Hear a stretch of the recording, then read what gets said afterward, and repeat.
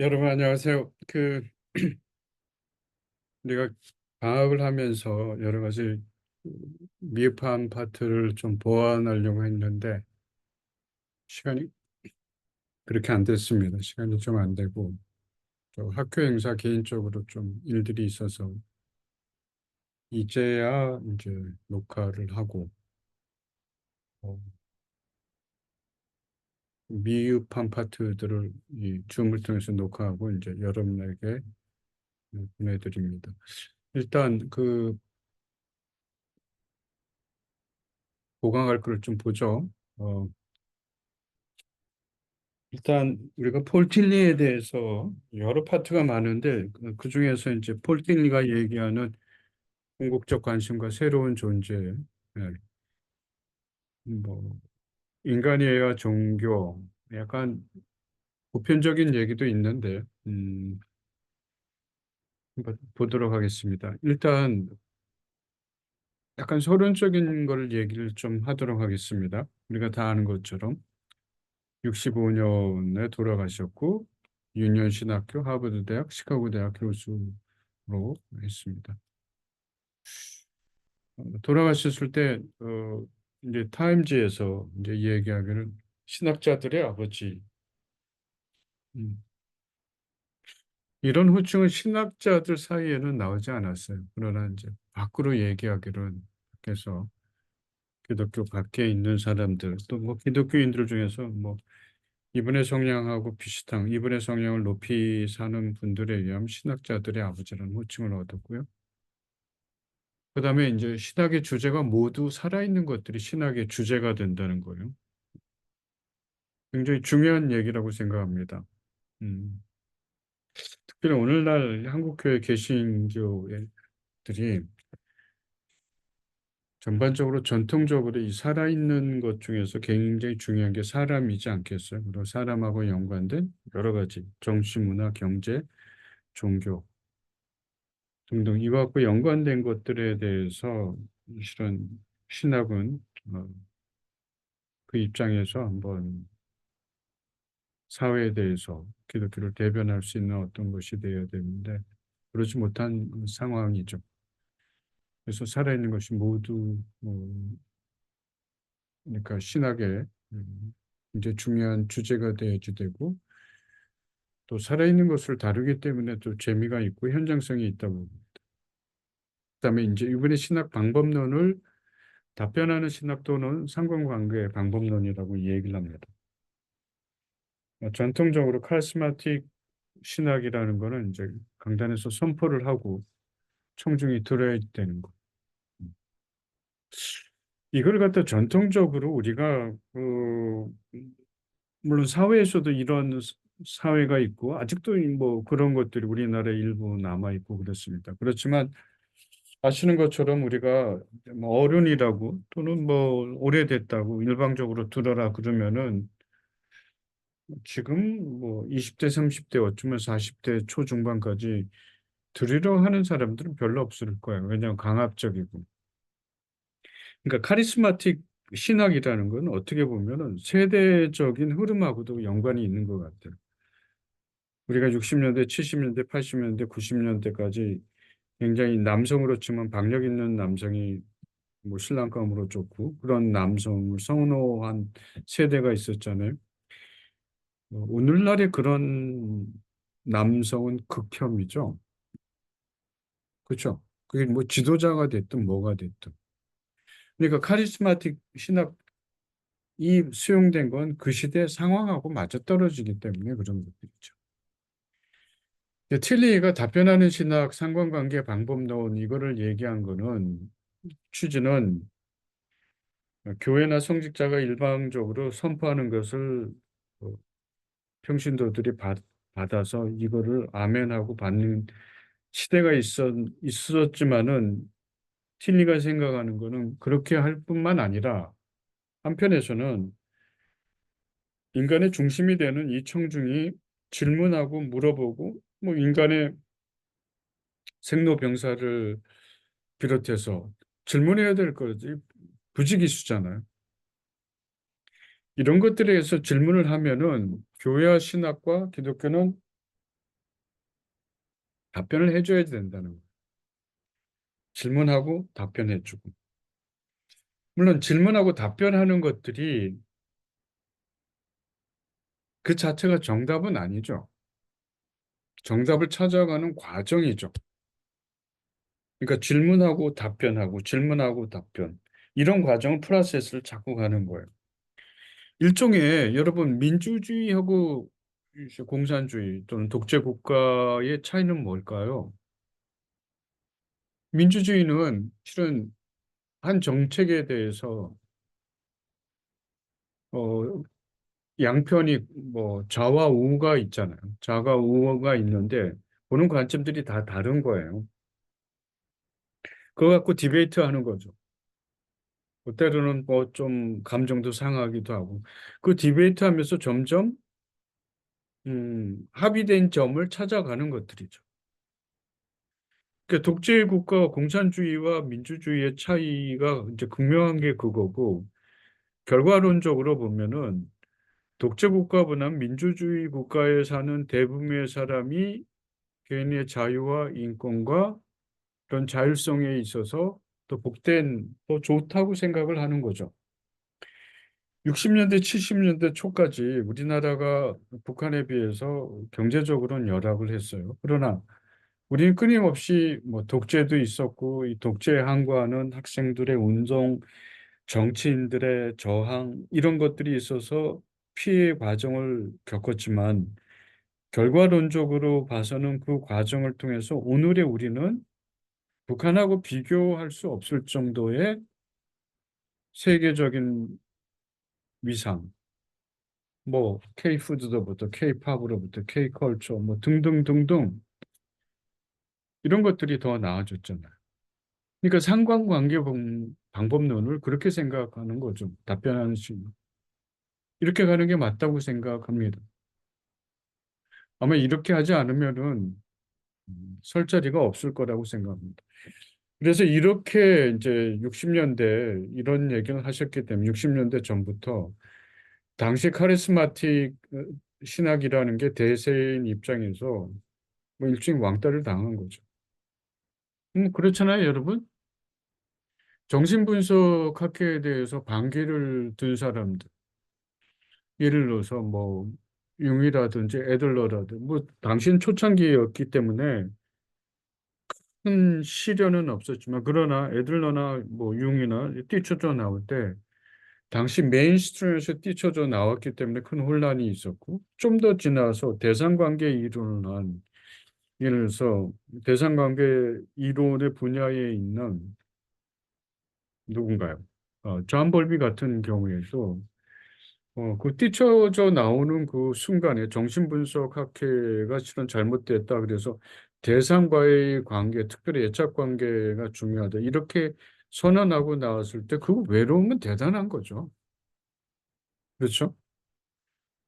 60년대 전부터 상관관계 방법론을 얘기하고 인간이 질문하고 신학과 교회가 답을 해야지 된다. 이런 것들은 당시 기독교의 메인스트림에서 실은 완전히 다른 면을 얘기한 거죠. 그렇기 때문에 실은 이단화라고 얘기하는 것도. 그러나 이런 분들이 있었기 때문에 신학을 다른 관점에서 이렇게 보는 거고. 그렇잖아요. 우리가 세상을 한 관점에서만 보려고 자꾸 노력을 하잖아요.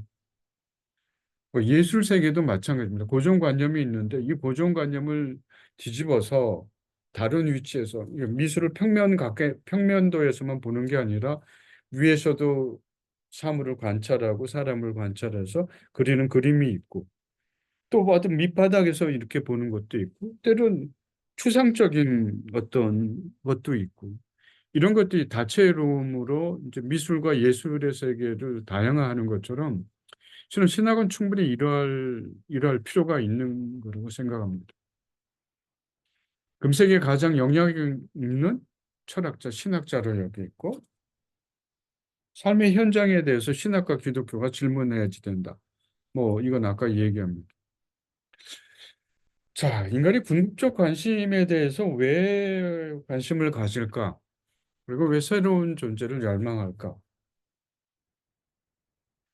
이제 궁극적 관심이라는 용어는 틸리가 얘기하는 자기 나름대로 고안해낸 용어입니다. 틸리의 큰 고민 중에 하나는 기독교인들이 사용하는 용어들이 기독교인들에만 익숙하고 기독교를 알지 못하는 사람들한테는 되게 낯선 용어라는 거예요. 여러분, 용어가 맨 처음에 다루면은 되게 혼란을 겪잖아요. 여러분도 이제 혹시 뭐 신학에 처음 들어가신 분들은 신학적인 용어가 전문 용어가 있으니까 되게 혼란하죠. 저도 이제 심리학을 공부할 때 심리학 용어를 들었는데 뭐 개념이 안 잡히는 거예요. 한 두 학기, 첫 학기 지나니까 조금 낫던데 여러분도 마찬가지일 거고. 그러니까 기독교인들한테는 익숙한 기독교적 용어가 있는 거예요. 뭐 은혜라든지 뭐 은사라든지 탤런트라든지 뭐 일종의 그런 거죠. 그러니까 그 용어를 일반 사람들도 수용할 수 있는 용어로 만들어야지 된다. 그래서 이분은 이제 궁극적 관심이 뭘 대변하는 거냐면 실은 하나님을 대변하는 거예요. 그 차원에서 나온 거죠. 근데 왜 이제 인류사를 딱 이렇게 조사를 해보면은 모든 사람이 염원하는 것들이 좀 두 가지가 공통된 게 있다. 이제 궁극적 관심에 대한 관심과 새로운 존재. 하나님, 신에 대한 관심은 모든 인류의 발자취에서 그대로 남아 있습니다. 그래서 이 틸리라는 분은 문화의 가장 근본이 뭐냐면 실은 종교로 보는 거죠. 종교가 문화의 발달이 됐다는 거죠. 실은 원시 세계로 돌아가서 점차 인간이 문화를 발달한 그 시기에는 항상 모든 개인의 부족 국가에서 갖고 있는 어떤 그런 종교들이 신의 세계하고 연결시키려는 작업들을 끊임없이 했거든요. 그러니까 결국 존재에 대한 질문이 시작된 거죠. 그래서 종교라는 게 문화에 있어서 초석으로 봅니다. 그리고 문화는 종교의 내용이다 이런 거. 그래서 종교한 문화가 이게 오늘날 같은 21세기라도 뗄래야 뗄 수 없는 어떤 것이다.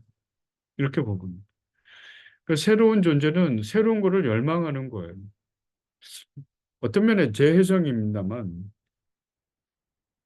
인간이 가진 고민이죠. 인간이 갖고 있는 모호성, 때로는 이중성, 균형을 잃어버리면서 한쪽으로 치우치는 인간의 독단성, 이런 것들로 인해서 발생하는 인류사의 어떤 파괴적인 어떤 전쟁이나 비극, 또 개인에 있어의 어떤 비극, 이런 것들이죠. 그런 걸 극복하고 싶은 거예요. 새로운 존재.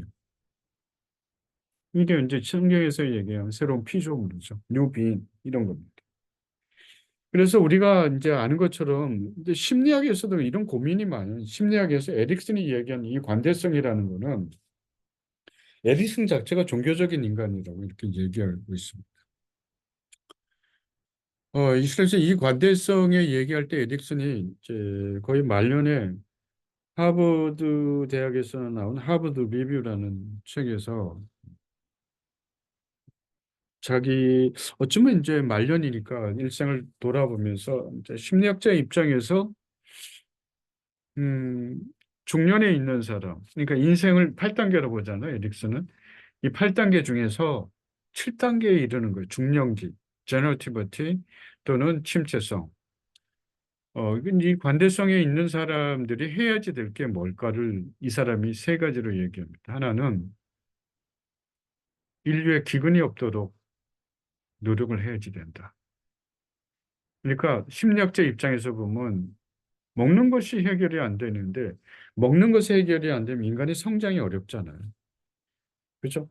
유년기서부터 사람이 이렇게 뭐 청소년기, 청년기, 장년기, 중년기 뭐 등등 이렇게 성장을 해야 되는데 먹는 것이 없으면 안 되니까 이 먹는 것을 어떻게 하든지 중년기에 있는 세대들이 공급하도록 노력을 해야지 된다. 음. 두 번째는 정신적인 유린이 없도록 해야지 된다.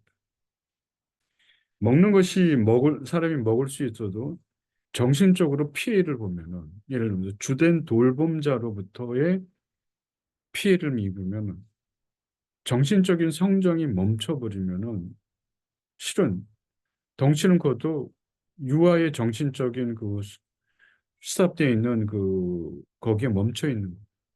그러니까 사람이 역시 안 되는 거죠.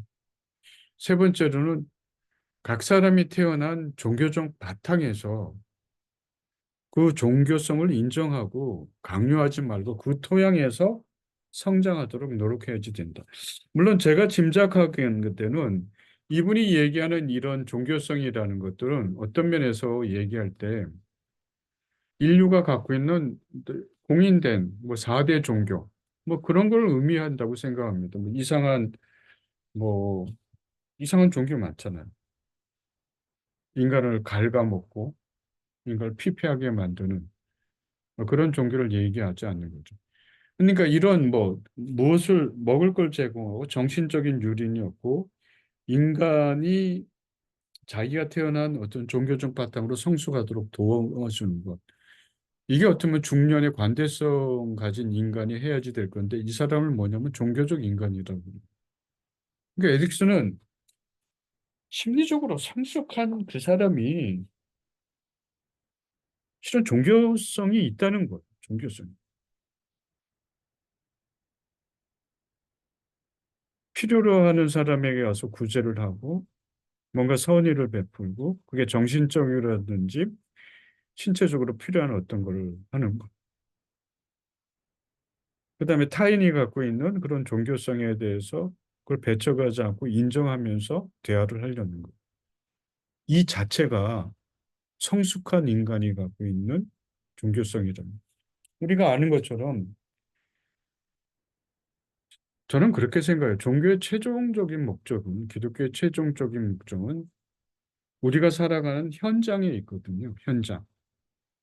내 개인이 행복하고 짧은 뭐 생애지만은 나와 연관된 사람들이 행복하게 살아가고 오늘이 좋고 내일의 희망을 가질 수 있고 과거의 추억을 우리가 끌어가고 올 수 있고 그리고 여기서 얘기한 대로 내가 경제적으로 남을 도울 수 있으면 돕고 정신적으로도 그렇고 타인이 갖고 있는 특성에 대해서 인정해 주는 거. 이게 심리적인 상황에서 관대성이라고 그러지만 에릭슨의 입장에서는 종교적인 인간이라고 또는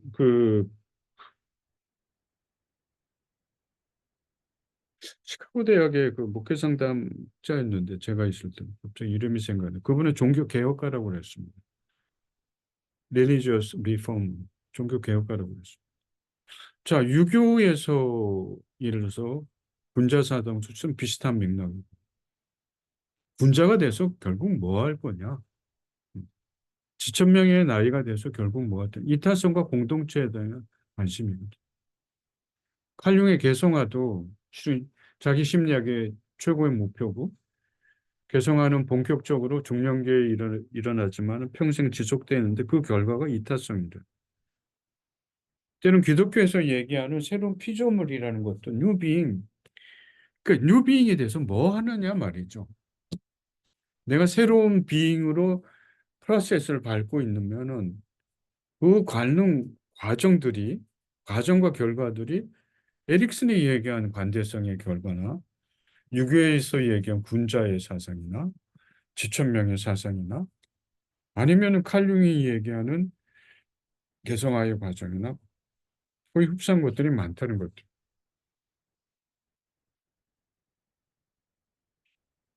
그다음에 이제 이분이 얘기하는 아주 중요한 것 중에 하나가 우리가 본받아야 될 게 새로운 청중과 새로운 관련성을 굉장히 중요시합니다. 어쨌거나 아까도 얘기했지만 우리와 MZ 세대를 20대, 30대 생각은 굉장히 달라요. 그 사람들의 생각을 틀리다고는 할 수가 없는 것들이죠. 또 그 MZ 세대 전에 있는 알파 세대, 지금 이제 중고등학교 아이들. 그 세대는 또 다르다고 그러더라고요. 내가 어떤 분한테 들었는데 이런 얘기, 알파 세대의 특징은 순수하게 있는 그대로를 가지고 간다고 그러더라고요. 그래서 예를 들어서 사진을 찍을 때 MZ 세대들은 거기에 인제 예를 들어서 뭐 색감을 넣고 뭔가 이렇게 우리 뭐 그런 앱 많잖아요. 색깔도 넣고 무늬도 넣고 뭐 모양도 넣고. 이걸 선호했는데 알파 세대들은 그냥 원색을 좋아한대요. 원래 그 색깔.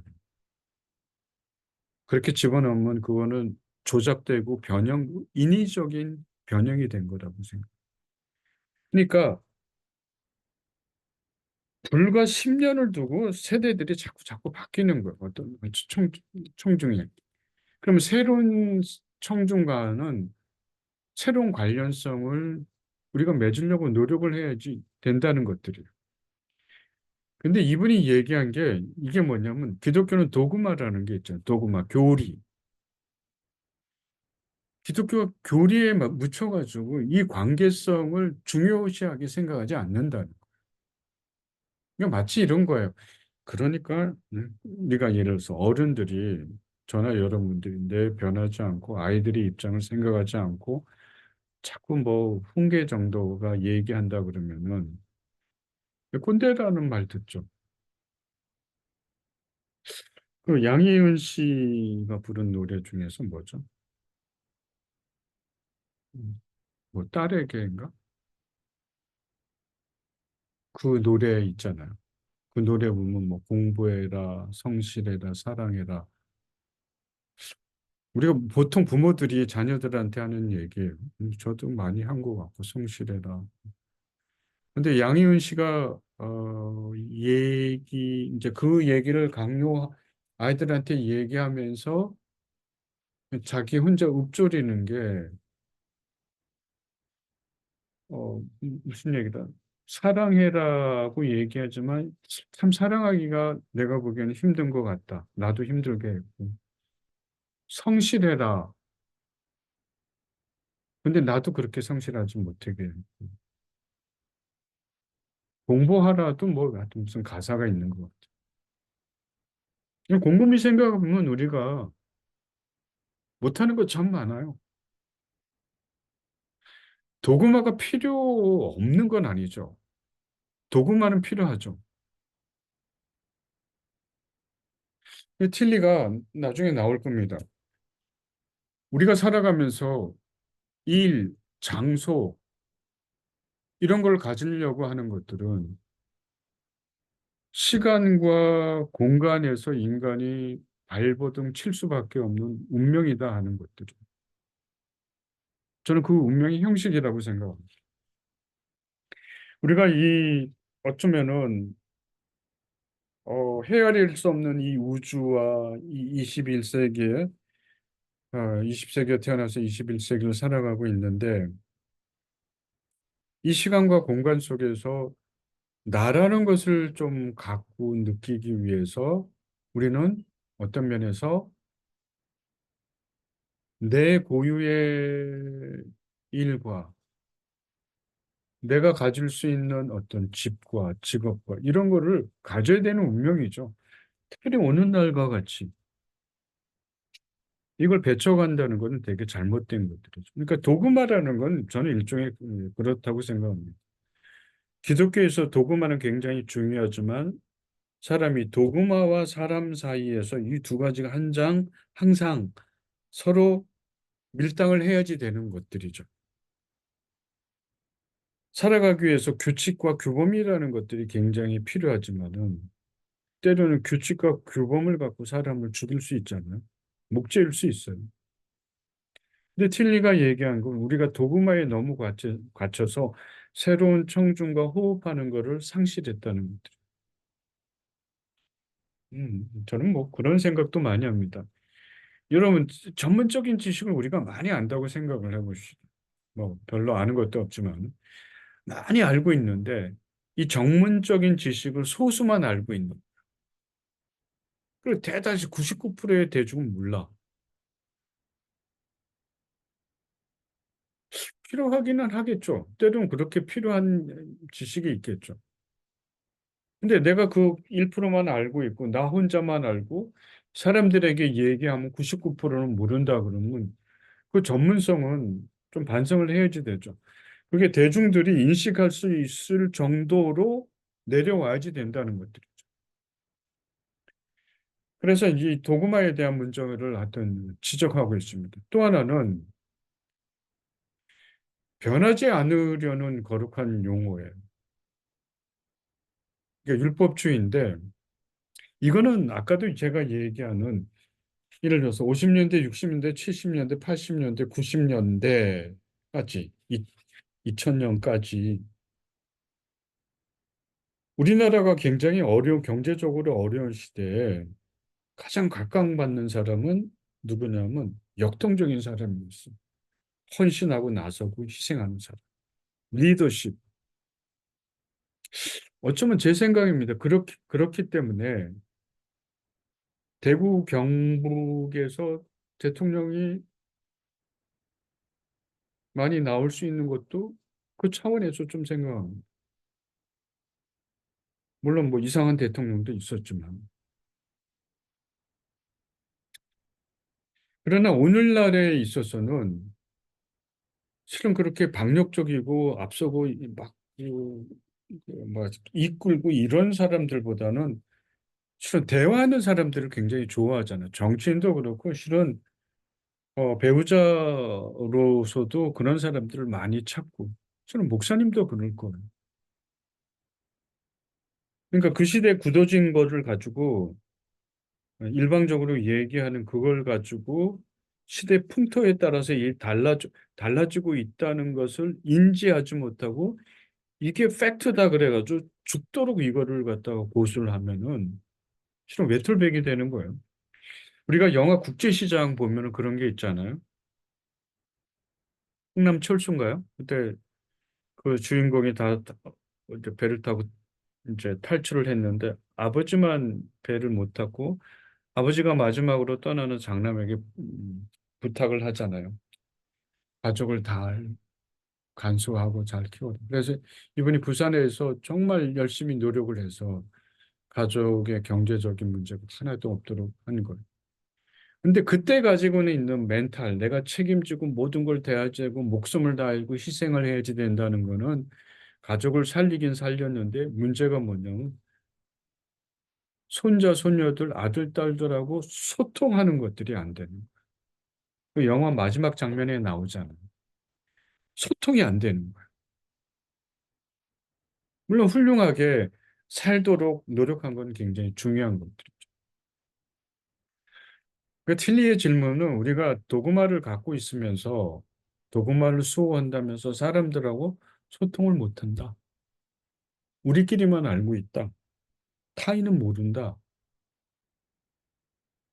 그러면 예를 들어서 아침에 해가 뜨고 이 시간과 공간이 주어졌는데 이게 기독교인들한테만 주어지나요? 그렇지 않잖아요. 하나님이 모든 사람들에게 주고 세상에 다양한 종교를 가지고 있는 사람들한테 다 주시는 거잖아요. 물론 해석을 어떻게 하냐에 따라서 다른 거지만. 저는 그런 노력이 필요하다는 것들.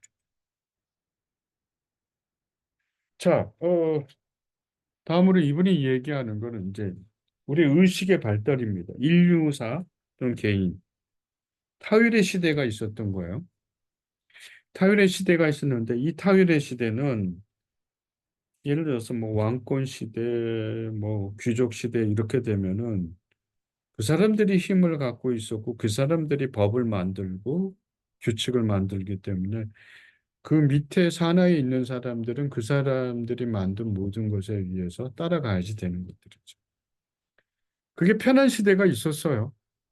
운명이라고 생각한 시대가 있었어요. 우리가 태어났으니까 이렇게 살아야지 되고 저분은 왕이고 귀정이니까 우리가 섬겨야지 되고 그게 뭐 수십 세기 동안 이렇게 되면은 우리는 그렇게 사는 거죠. 뭐 노예로 태어났으면 노예로 살아가는 것들이고 양반으로 태어났으면 양반으로 살아가야지 되는 운명이라고 생각한 시대가 있었어요. 그걸 타율성의 시대예요.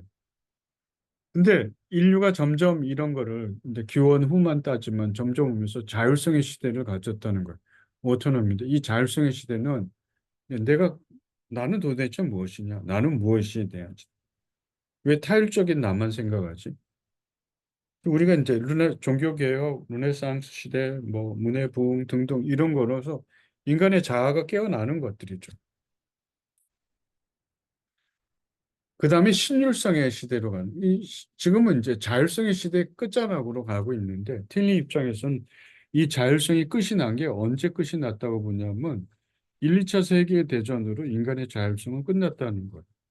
그러니까 자율성의 반발은 타율성에서 나왔는데 틸리 입장은 종교적인 어떤 뭐 교황, 뭐 왕권, 종교적인 힘을 가진 사람으로부터 인간이 종교에 너무 억압이 돼 있으니까. 그러니까 하나님은 억압을 안 했죠.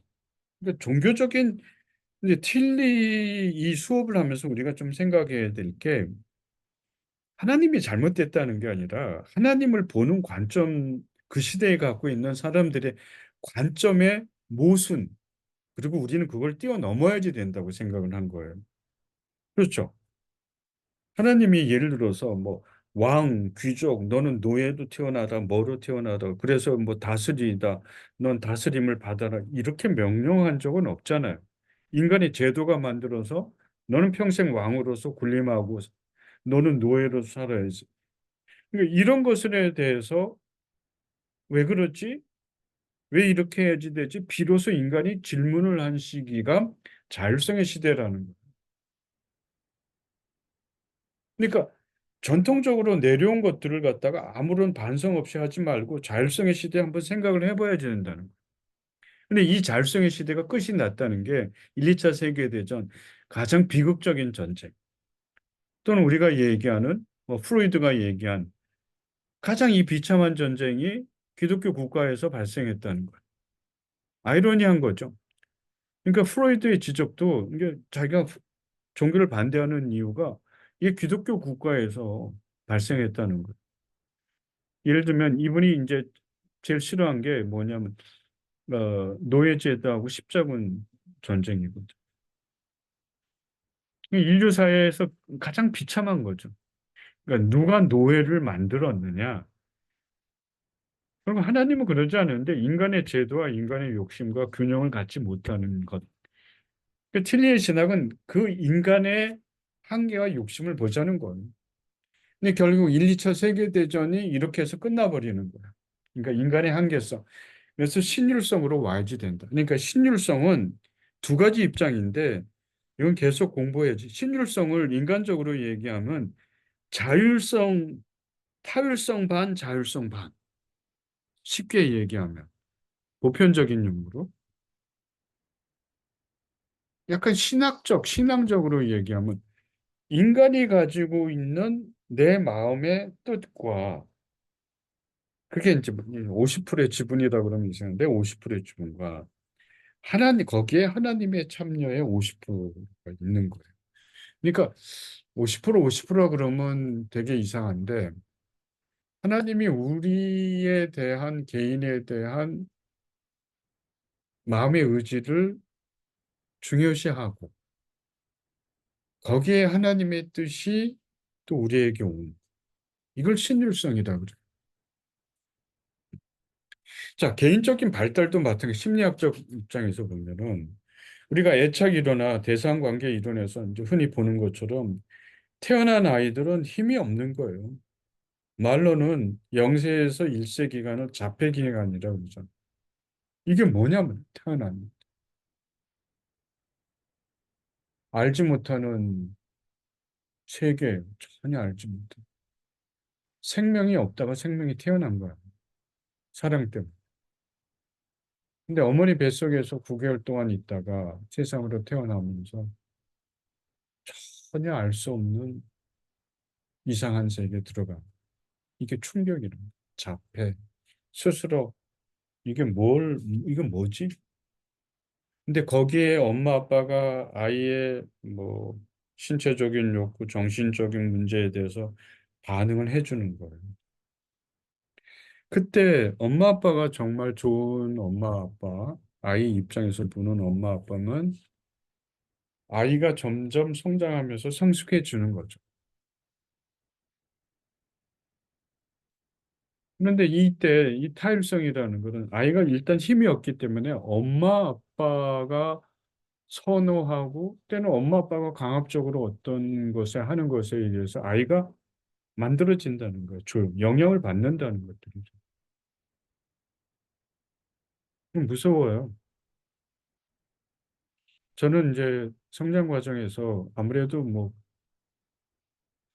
우리나라가 힘든 시절이었고, 그러니까 음식을 먹는데 가장 빼놓을 수 없는 건 김치잖아요. 김치.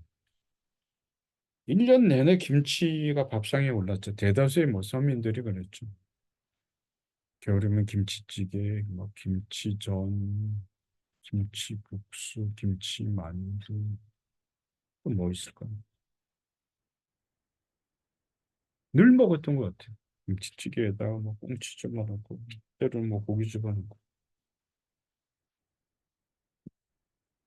그리고 어머니가 이렇게 시골분이었기 때문에 해주는 밥상이 시골 밥상.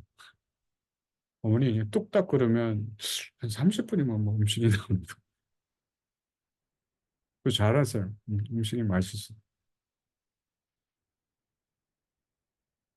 제가 이렇게 어릴 때 그렇게 먹으니까 지금도 그리고 나오는 반찬이 어머니가 뭐 그 당시 다 어려우니까 늘 김치가 기본으로 나오고 뭐 김치국 해가지고 거의 레파토리가 거의 비슷해요.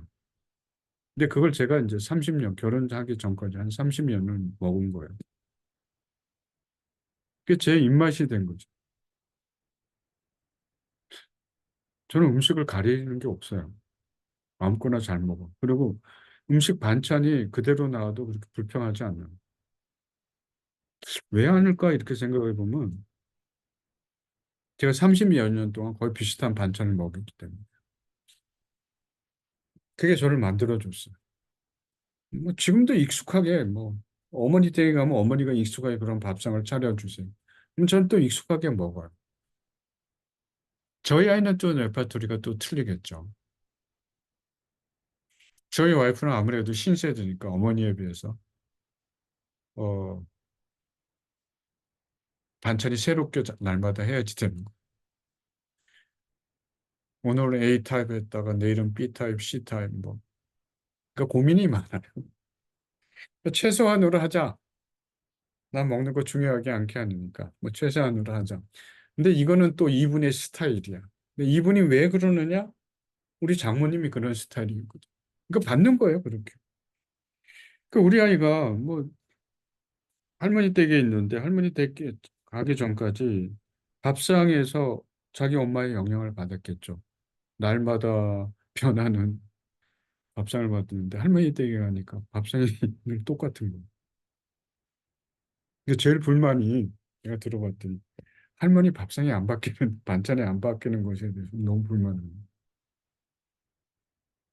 근데 할머니는 밥상을 바꾸기 어렵잖아요. 그거 뭐 80평생 동안 그렇게 했는데 그런 거죠. 그러니까 이게 타율성이라는. 그러니까 타율성은 엄마 아빠가 우리를 길러줘서 내게 어떤 정체성이 생긴 거예요. 그러니까 A라는 정체성이 있어서 이게 생겨서 내가 그거 갖고 세상을 실은 어머니 아버지의 힘이죠. 나라의 교육의 힘이 그거 갖고 세상을 먹일 수 있는 힘을 주는 거예요. 그 다음에 단계가 자율성이에요. 이 자율성의 단계는 뭐냐면 어, 엄마 아빠 엄마 아빠 이게 이제 성장기로 보면 사춘기거든요. 그러니까 엄마 아빠 생각에 대해서 반란을 일으키는 아주 자연스러운 겁니다. 자율성을 갖게 되는 거예요. 여러분 이 자율성 그러니까 어떤 분들은 지금 그런 분들은 없지만 정말 사춘기 제 친구 중에서 한 명이 자기 딸이 사춘기를 안 겪는다고 막 너무 좋아하는 거예요. 뭐 할렐루야. 근데 몇 년 있다 다시 만났어요. 근데 그때 대학생인데 4학년이에요. 딸이 4학년 됐는데 한숨을 쉬는 거예요. 왜 한숨 쉬냐 그랬더니 사춘기를 중고등학교 때 안 겪고 대학교 가서 겪기 시작하는 거예요. 4학년 내내 미팅, 성적 관리가 안 되는 거죠. 간혹 기도할 때 사춘기가 없도록 해주세요. 뭐 그러는데 그 기도는 바람직한 기도 아닙니다. 위니카도 그런 얘기했어요. 사춘기를 안 겪는 사람은 중년기에 분명히 사춘기를 겪게 된다. 너무 극심한 막 밑으로 막 깔아앉고 그러는 그런 사춘기는 좀 위험하겠지만은 보편적으로 겪는 사춘기, 이성에 대한 관심, 교제 등등, 엄마 아빠에 대한 반항, 이런 거 자연스러운 거예요. 그러니까 위니컷은 이 시기에 무슨 얘기를 하냐면 부모들한테 사춘기를 감당할 수 있는 내공이 엄마 아빠한테 있어야지 된다. 그러니까 그 울타리를 좀 넓게 과거보다 넓게 쳐가지고 그거를 담당할 수 있는 힘이 있어야지 된다. 그리고 이 사춘기를 겪는 그러니까 그 울타리는 아이한테 어떤 안심함을 주냐면 내가 이 사춘기를 겪을 때 엄마 아빠가 나를 버리지 않는다는 안심함을 느끼게 하는 게 굉장히 중요하다. 그렇죠? 가족 부모들이 화나면은 정말 그때 사건이 일어나는 경우 있잖아요. 집 나가라, 호죽 파버린다, 뭐 이러면서. 이거 부모가 견디는 내공이 필요해요. 좀 자기의 자율성이 갖는 거죠. 비로소. 그러니까 엄마 아빠 것의 잘잘못을 판단해서 내 거를 갖는 거예요. 그다음에 신율성입니다. 그 신율성은 뭐냐?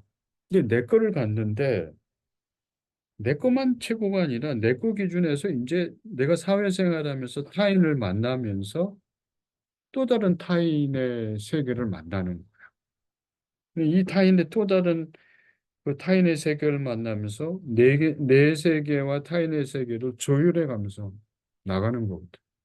근데 그때에 만약 내 것만 최고다 그러면 또다시 우리는 여기서 얘기한 이 타율성으로 가는 것들이죠. 여기서 얘기한 이 타율성으로 가서 또다시 문제가 어, 반복되는 것들이죠.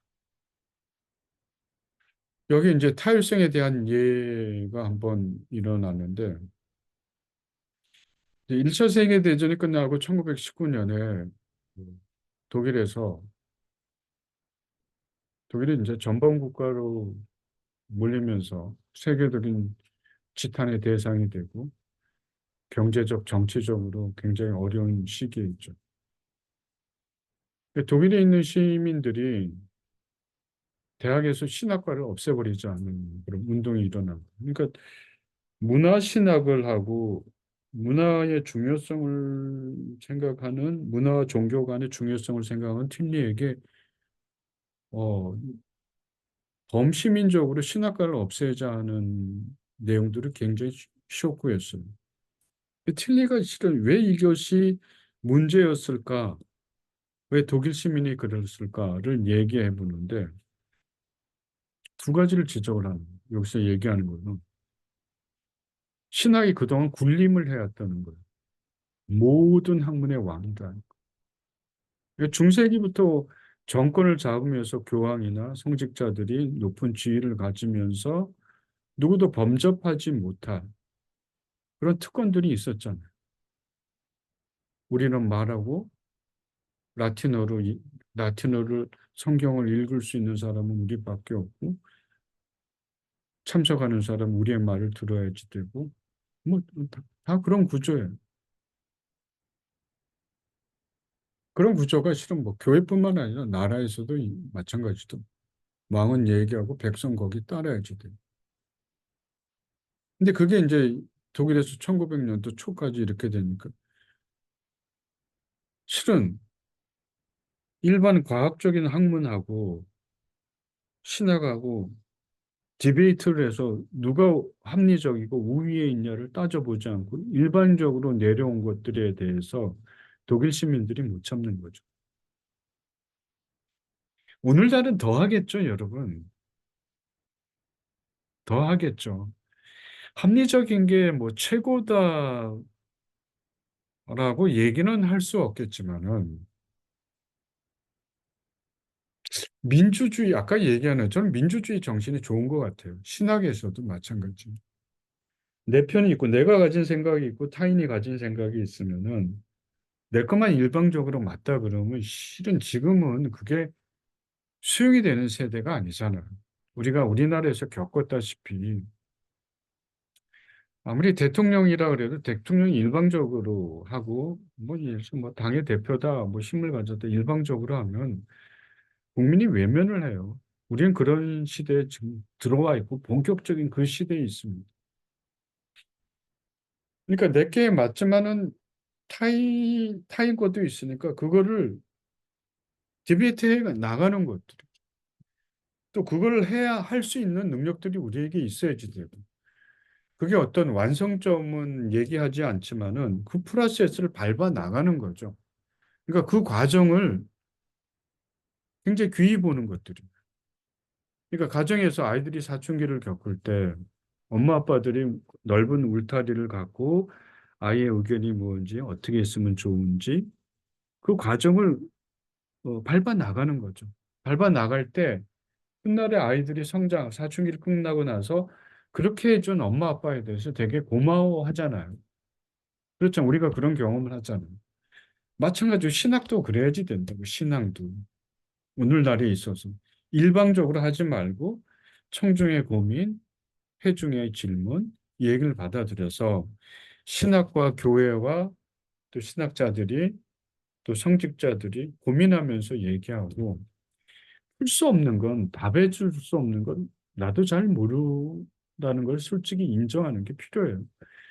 아니 우리가 실은 이 칼 세이건이라는 이제 나사에 근무하셨고 코넬 대학의 그 교수였던 걸로 알고 있는데 이분이 돌아가셨지만은 지금 우리가 있는 이 하나님이 창조한 이 우주에 널려 있는 별의 숫자가 지구상에 있는 바닷가의 모래 숫자보다 많다는 표현을 하잖아. 이 광대함, 우리가 비행기만 타고 국내선으로 예를 들어서 제주도만 가면서 이 땅 밑으로 보이는, 그러니까 이 공간 밑으로 보이는 이 땅덩어리, 거기에 건물의 자금, 거기서만 쳐다봐도 이게 아무것도 아닌데 우주라는 측량할 수 없는 이 광대함 속에서 어, 이 광대함 속에서 이 광대함을 갖고 있는 하나님의 세계에 대해서 우리가 마치 다 아는 것처럼 일방적으로 얘기하면 그거는 되게 잘못된 것들이죠.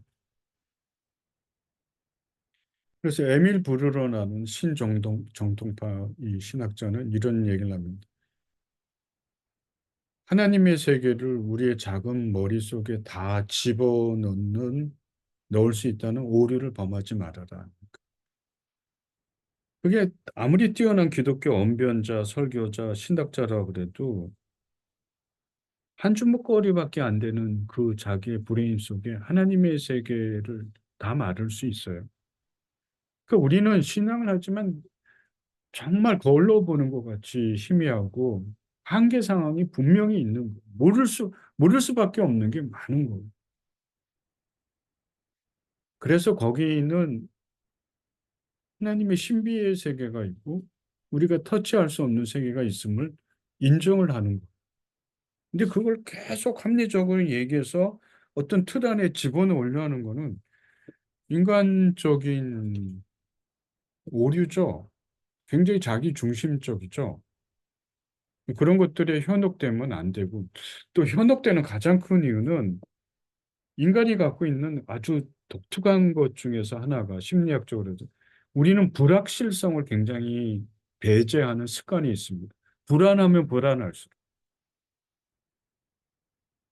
그러니까 불안한 사람들은 뭔가 확실한 거를 잡아야 되거든요. 물론 우리 인생을 살아가면서 확실한 것들이 있어요. 그러나 확실시 못한 것들이 분명히 있습니다. 앞으로 5분 후도 모르고 내일이 어떻게 될지 모르고 우리는 살아가는 거예요. 그게 우리의 현 주소죠. 근데 이 모든 걸 확실하게 하려는 거예요. 확실적으로 답이 떨어지게 딱, 딱, 딱, 딱, 뭐 이렇게 얘기하는 거. 그게 현혹돼서 얘기하려는 것, 그거는 실은 굉장한 지적 오만함이라고 생각하고 무지의 극치라고 이렇게 생각합니다. 또 하나는 이제 틸리가 얘기하는 게 비슷한 얘기 첫 번째하고 신학은 당시 독일 사회에 각 교파의 시녀와 같은 신학을 합니다. 뭐 시녀라는 표현이 좀 이상합니다만 떠받드는 것. 여러분, 저는 항상 그런 생각이 있어요. 아까도 독재국가, 공산국가, 또 북한과 우리를 비교하면서 우리는 민주주의 국가잖아요. 어쨌거나 민주주의 국가가 찬반 양론으로 격렬하게 싸우기도 하고 디베이트도 하지만 이 과정들이 우리를 조금 더 나은 국가로 만들잖아요. 신여 같은 신학은 떠받드는 거예요. 그 조금만 다른 소리 하면은 칼로 쳐내는 거예요.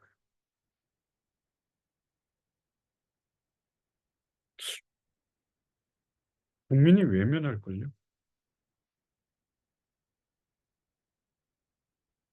그래서 이분이 이런 얘기합니다. 종교와 문화는 뗄래야 뗄 수 없는 거다. 시카고 대학에 있었던 머시아 엘리아드라는 종교학자는 고대인들의 추적을 해보면은 고대인들에 있어서 살아가는 가장 큰 목적이 종교성으로 봤어요. 그러니까 절대자와의 일치. 그게 그분들이 갖고 있는 가장 큰 인생 큰 목표였어요. 지금 문화가 바뀌고 세대가 많이 바뀌어서 수십 세기 또 그 이상의 세월이 흘려서 우리는 딴 세계에 살고 있지만은 틸리가 얘기하는 거는 역시 문화의 핵심은 종교다 하는 거예요. 종교의 형식은 문화다.